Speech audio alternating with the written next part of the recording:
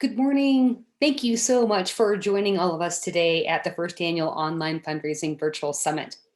I'm so pleased to be able to start the summit off with you this morning. My name is Kari Anderson. I'm the principal at Insight Consulting, and I'm going to be working with you all in our first session about getting your leadership over the virtual hump. So before we launch into today's session, I wanted to share with you some takeaways from our time together this morning.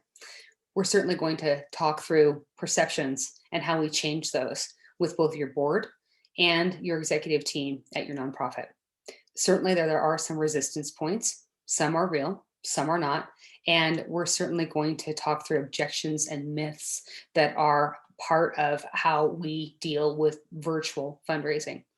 We're going to talk through defining fundraising online because we use some terms that are potentially confusing to our board, to our staff, and to our donors. And we certainly are going to talk through benefits for you and for your donors in terms of looking at virtual fundraising as something to stay and part of your long game success for your organization.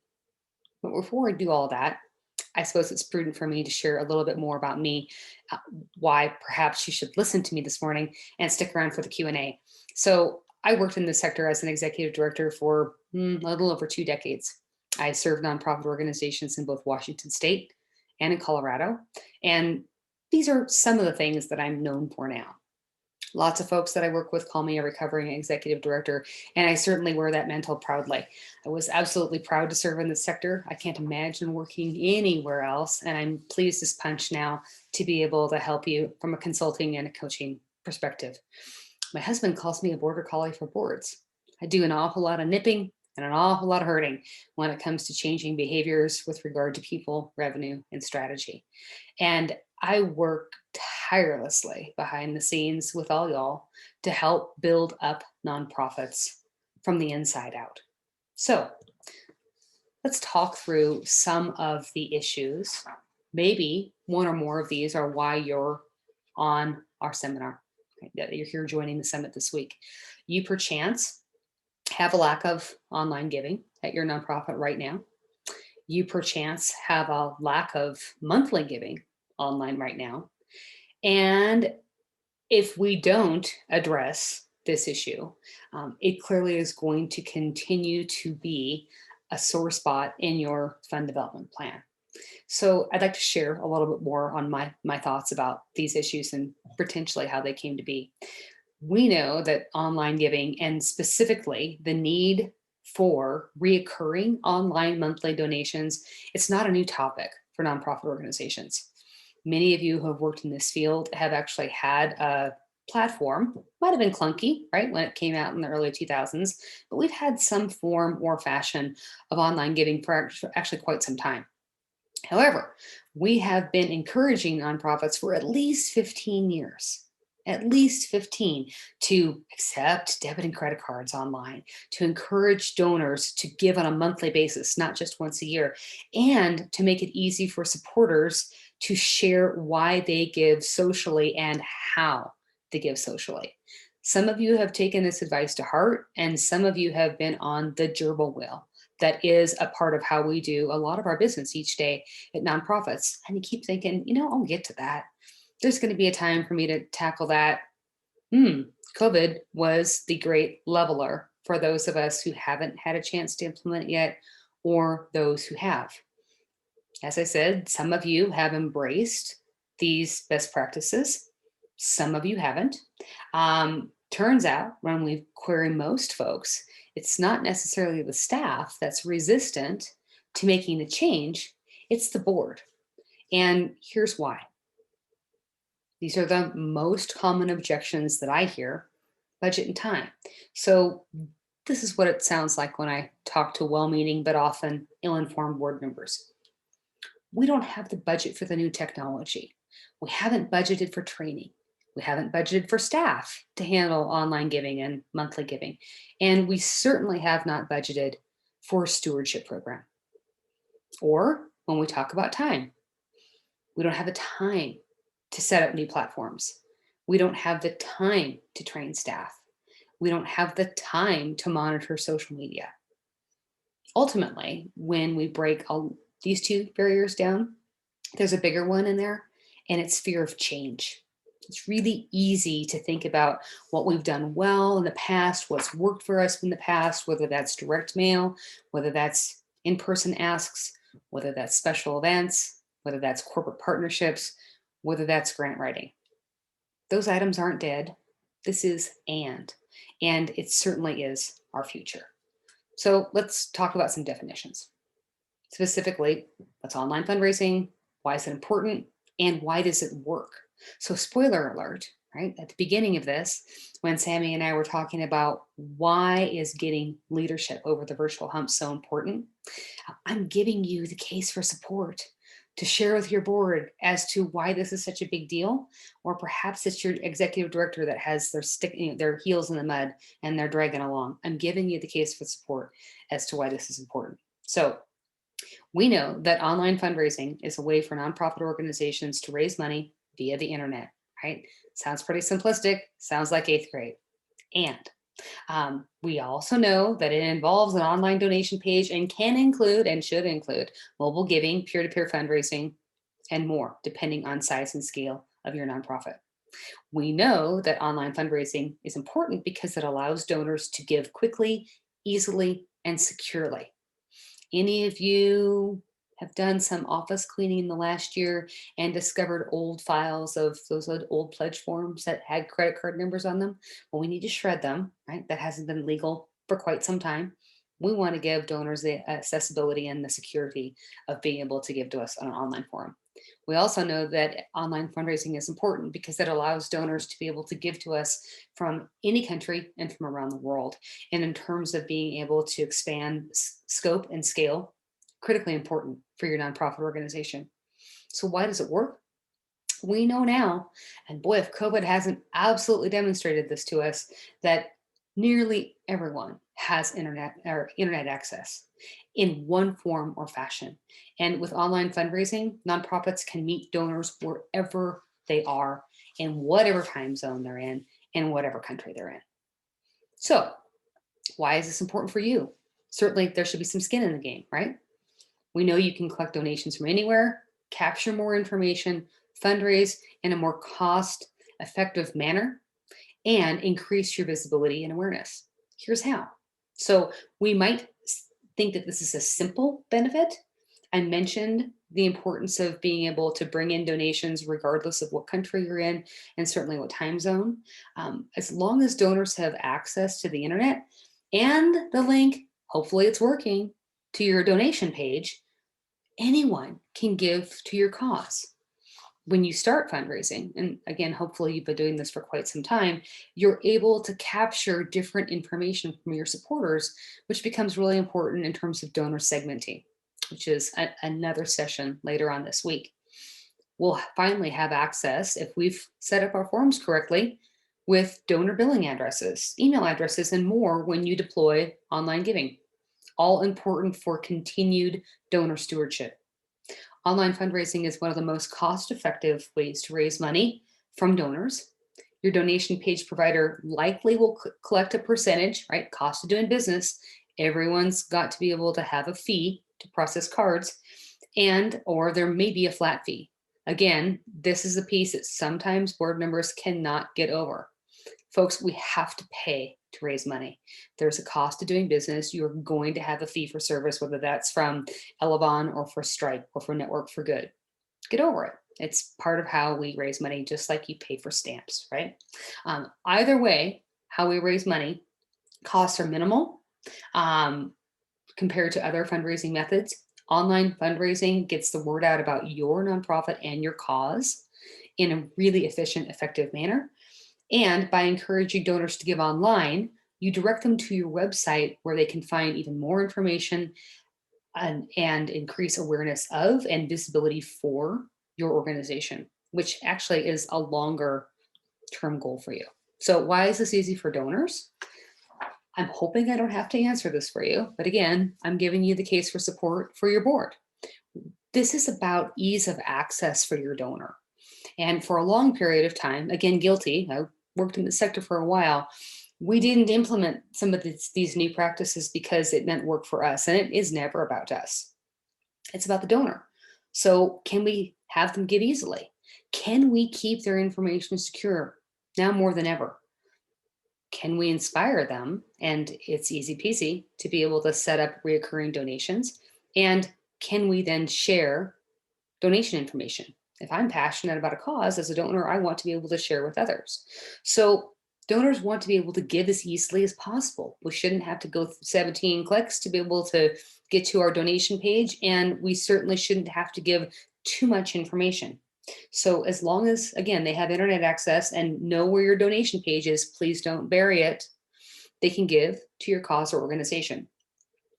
We still have some donors that worry about encryption and security. We need to be able to demonstrate to them that this is easy and secure. We know with security measures like PCI compliance and encryption that supporters can absolutely give 100% safety to your organization, and we have to share that information with them often. In the past, and actually the not so distant past, for some of you on the call, a recurring donation would have meant they needed to send something in the mail each month. And that's cumbersome at best. We want to be able, with one click, have them be able to say, yes, I'd love to make a monthly gift to your organization. And research shows if we offer them that opportunity, they're so much likely to increase their donation per month. They won't decrease it, they'll actually increase it. So make it easy for them to be able to contribute on a monthly basis. And with that reoccurring gift piece, not only is it extra cash in your pocket for unrestricted operating cash flow, which is so important, they literally do not see it coming out of their account each month. And donors have told us they are happy to make additional gifts to your nonprofit that are outside of their monthly giving sphere. So there's benefits all the way around. So what's the gold standard? Again, moving through the leadership pieces of, man, this is a little scary, and how do we budget for this? And one more thing for us to do, we want you to have unrestricted operating capital that's coming in on a monthly basis from these online gifts. That unrestricted operating capital allows you to not have these wild peaks and valleys that occur in some nonprofits' budget on an annual basis because they're waiting for a direct mail piece, or they're waiting for a special event to occur, or they're waiting for a grant. If we have a volume of unrestricted gifts that come in on a monthly basis, your ebb and flow looks like this. And it's certainly easier for you to be able to pay your rent or lease, to make sure you make payroll, to make sure that you have the infrastructure so that you can truly move your mission forward. So let's talk through some myths that maybe a board member has, maybe a well-meaning long-term staff member is still holding on to with regard to why we shouldn't have virtual fundraising and online monthly fundraising in particular. So I'm now one of these older donors, turns out by the survey. I'm not going to tell you how old. Older donors do actually give online. We know, in fact, from research done last year, that while younger donors do make up a significant portion of online giving, that all generations right now, silent, boomer, Gen X, Gen Y, Gen Z, millennial, we all give online. We also know that nearly 50% of donors over the age of 60 support nonprofits online. It's their preferred mechanism to do it because they travel, they're seasonal, right? They would much rather be able to handle this type of investment online. We know that younger donors, while they make up a significant portion of online giving, that boomers and older generations prefer this as well because of the visuals, right? In the olden days, we used to wait for once a year, twice a year mailings in terms of a newsletter, a magazine, or an annual report. And now, when correctly directed towards your website, we actually get information in real time. And if that story is compelling enough, we'll give right then. We also know that direct mail recipients just don't give via check. I'm one of the households that's a great demonstrator of that. I love getting the paper piece. I think part of it is because I used to love to read the newspaper, but now I look for the direct mail piece and I look for the corresponding email with a regard to giving. I save those direct mail pieces because it's just a curiosity of mine, but I give online. So don't just assume your direct mail folks are not going to convert to this.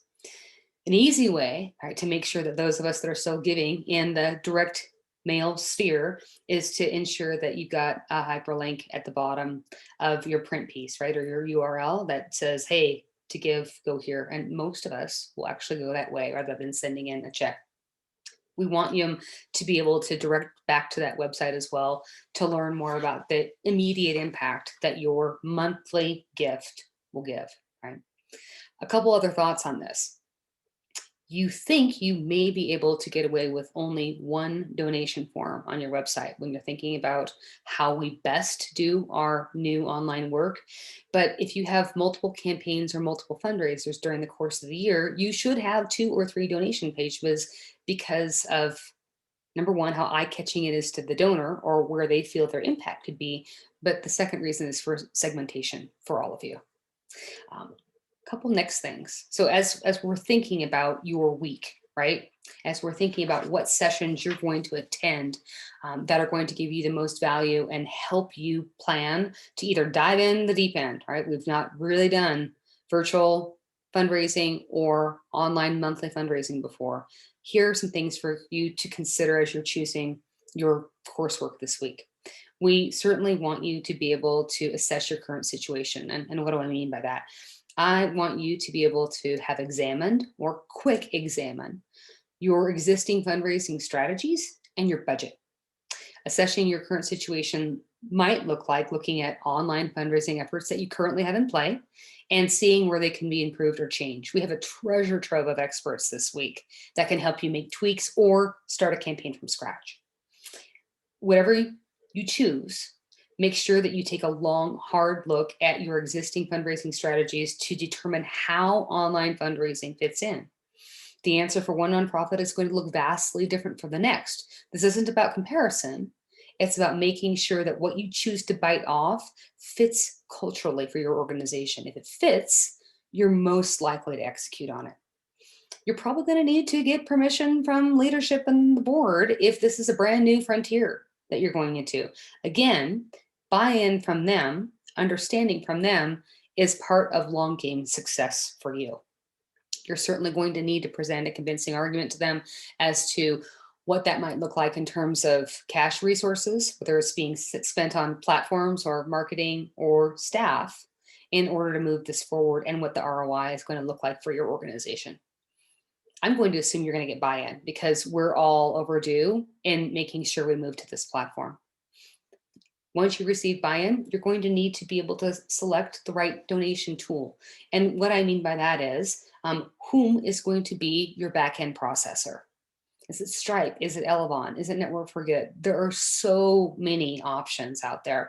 And you'll make yourself a checklist, right? You'll go through fees and costs, setup and maintenance, integration with current software that you have in terms of your donor CRM, how it scales. There may be some additional questions you need to ask, but we don't want to make a decision based on someone else's sole interaction with that back-end processor.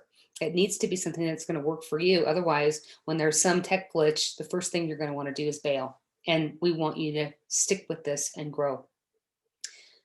Second to last piece, get the back end set up. We get the front end set up, right? What our page looks like and how we start to promote it to our supporters, both current, past, and future. And you're also going to want to set up some simple metrics to begin with so that you've got a baseline as you grow this new revenue stream for your organization. Some of those metrics could include number of donations received online, average gift amount, average gift growth, and number of donations matched by employers. Of course, there's going to be more metrics that you should track, but that's a conversation for you and your team to start as you grow into this next medium. So I'm here for questions for the next 10, 15 minutes. Next steps, I'm always available via my website. There's a link for something we call nonprofit therapy. And I am here to ensure that on Mondays, free of charge, you have access to me for a half an hour to talk through any of the information that you heard today. So I'll be on the comm for the next 10 to 15 minutes, and I'll look forward to talking with you. Enjoy your summit this week. Take care.